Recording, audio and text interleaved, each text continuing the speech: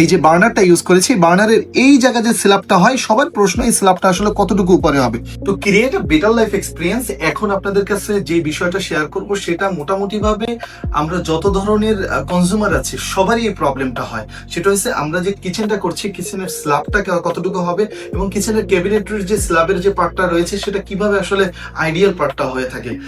আমার কাছে এই পুরো ডিটেইলিংটা, একটু যদি কাছে আসেন, পুরো ডিটেইলিংটা দেখাবো এবং প্র্যাকটিক্যালি বোঝাবো। সেটা হচ্ছে ধরেন আমাদের এই ক্যাবিনেটের সলিউশনটাতে দেখাবো যে আমরা স্কার্টিং কতটুকু রাখছি, ক্যাবিনেটের পার্টটা কতটুকু রাখছি, উপরের স্ল্যাবের পার্টে কতটুকু রাখছি, আমরা যদি বার্নার নিই বার্নার কতটুকু, বার্নারের থেকে আমাদের যে হুডটা রয়েছে বা চিমনিটা রয়েছে সেখানে কতটুকু দূরত্ব, ক্যাবিনেটের পার্টে কতটুকু দূরত্ব আছে, মিনিমাম ম্যাক্সিমাম সবকিছু আমরা বুঝাবো। আমরা ধরে নিচ্ছি এটা আমাদের ফ্লোর স্পেস, এই ফ্লোরের উপরে আমরা যে লেগটা ইউজ করেছি এটা যদি মডিউলার প্যাটার্নে হয় তাহলে এটা এবিএস লেগ। এখানে এই লেগটা দেখতে পাচ্ছি, আপনি দেখেন এই যে লেগটা আছে এই লেগটা আমরা দেখাচ্ছি। সো এই লেগটা আমরা এখানে ইউজ করবো। এরপরে দেখেন এই যে পার্টটা আছে, এই যে সামনের ফ্রন্টের যে পার্টটা, অর্থাৎ এই ক্যাবিনেটের এই যে সামনের যে অংশটা, সেই অংশটাতে আমরা এই ধরনের একটা স্কার্টিং ইউজ করতে পারি, এই ধরনের একটা স্কার্টিং ইউজ করতে পারি, অথবা সলিড স্কার্টিং ইউজ করতে পারি। এই যে সলিড যে স্কার্টিংটা আছে সেটা এখানে ইউজ করতে পারি। আমরা ধরে নিচ্ছি এটাই আমাদের একটা ক্যাবিনেট, যেটা আমরা এখন এখানে দেখাচ্ছি। এটা বিভিন্ন ভাবে হতে পারে। এই যে দেখেন এটার ভিতরে আমাদের একটা সেলফ রয়েছে, এখানেও একটা আমরা সেলফ দিয়েছি। এটার কাজগুলো কিন্তু বিভিন্ন ভাবে হয়। সো আমরা একটা মডিউলার প্যাটার্নে একটা ক্যাবিনেট রেখেছি এখানে, এটা just a single module part. আর এই পার্টটাতেও যদি আমরা খেয়াল করি, এখানে দেখেন যে উপরে আমরা এই যে বার্নারটা ইউজ করেছি, বার্নারের এই জায়গায় যে স্ল্যাবটা হয়, সবার প্রশ্ন এই স্ল্যাবটা আসলে কতটুকু উপরে হবে। দেখেন এই যে নিচে যে স্কার্টিংটা, এটা হয় হলো আপনার 4 ইঞ্চি 100 mm মিনিমাম। আর এটাকে যদি আপনি সলিড করেন, যেমন সলিডটা বলতে হলে যদি এরকমের হয় যে আপনি এই পার্টটাতে একদম সলিড করতেছেন, এই ফ্লোরের এই পার্টটা রয়েছে, এখান থেকে যদি টান দিয়ে এটা যদি আপনার ফ্লোর হয়ে থাকে, তবে ফ্লোর হলে এটা আপ স্টেজ হতে পারে। এই আপ স্টেজের এটা মিনিমাম 50 mm পর্যন্ত আপনি দেওয়া উচিত, মিনিমাম 50 mm। 50 mm যদি হয় তাহলে একটা জিনিস, আর 100 mm হলো আরেকটা জিনিস। এবারে আপনি এই মডিউলের এই পার্টটাতে গেলেন, এখানে যদি আপনি এই জিনিসটা যদি কনক্রিটের করেন, এখানে যদি আপনি নর্মালি যদি আপনি কনক্রিটের করেন তাহলে এক ধরনের মেজারমেন্ট আসবে, আর যদি আপনি এই ধরনের ফ্রেমে করেন তাহলে এক ধরনের আসবে। ধরেন আপনি নর্মালি এই ধরনের যে কাজটা সেটা করেছেন কনক্রিটের হলে আমি আপনাদেরকে সাজেস্ট করব যে কনক্রিটের নিচে আর স্কার্টিং এর উপরে এই জায়গাটা মিনিমাম 27 ইঞ্চি রাখবেন। তাতে আপনি ক্যাবিনেটের যে কোনো ধরনের এক্সেসরিজ ইউজ করবেন মিনিমাম, এটা যদি 30 ইঞ্চি হয় গুড এনাফ, কিন্তু মিনিমাম 27 ইঞ্চি রাখবেন, 27 ইঞ্চি গুড এনাফ।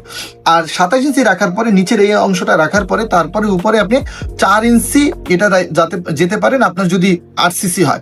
আর যদি নন আরসিসি হয়, ধরে নিলেন যে এটা আপনি বোর্ড দিয়ে করবেন, তার উপরে বোর্ডের জন্য আপনি 2 ইঞ্চেস নিতে পারেন, তার উপরে একটা কোয়ার্জ, তারপরে কাউন্টার টপের ক্ষেত্রে আপনি গ্রানাইট ইউজ করতে পারেন, আপনি সিন্টার স্টোন ইউজ করতে পারেন, আপনি সলিড সারফেস ইউজ করতে পারেন, যেটা খুশি সেটাই আপনি ইউজ করতে পারেন। বা ফাংশনাল পর্ব হলো আপনি যদি বার্নার ইউজ করেন, বার্নারের উপর থেকে এই যে হুডের যে দূরত্বটা এটা কিন্তু মিনিমাম 28 ইঞ্চি থেকে 36 ইঞ্চি ম্যাক্সিমাম হওয়ার সুযোগ আছে।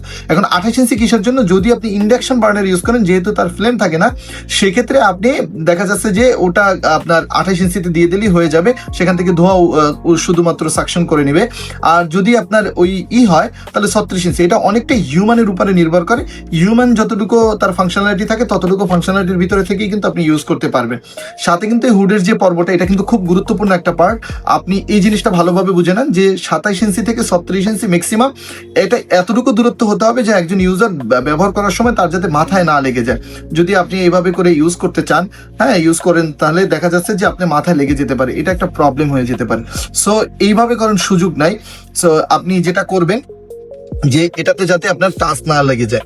আর উপরের যে অংশটা ক্যাবিনেটের পার্ট, এটা কিন্তু আমাদের বাংলাদেশ অনুযায়ী দুইটা পার্ট হতে পারে। একটা হলো আপনার দেখা যাচ্ছে 24 ইঞ্চির উপরে, আর একটা উপর থেকে আর একটা 27 ইঞ্চি বা 28 ইঞ্চির মতন হয়, যেটা আপনার চাইলে আবার আপনার 27 ইঞ্চি ধরেন, এখানে যদি আপনি চিন্তা করেন যে উপরে 16 ইঞ্চি একটা ডিপথের একটা ক্যাবিনেট দিতে পারেন, আর নিচেরটা যেটা সেটা 12 অথবা 13 ইঞ্চি পর্যন্ত ম্যাক্সিমাম নিতে পারে। সো এইভাবে করে আপনি যখন কাজ করবেন ক্যাবিনেটের পার্টটা সলিউশন নেবেন, এটা কিন্তু সবার জন্য একটা ফাংশনাল আইডিয়াল কিচেন ক্যাবিনেটের সলিউশনের মডিউল, যেখানে আপনি একদম বেস্ট করে কাজ করতে পারবেন। এইটা ওয়াল, এই যে ওয়াল, এটা ফ্লোর।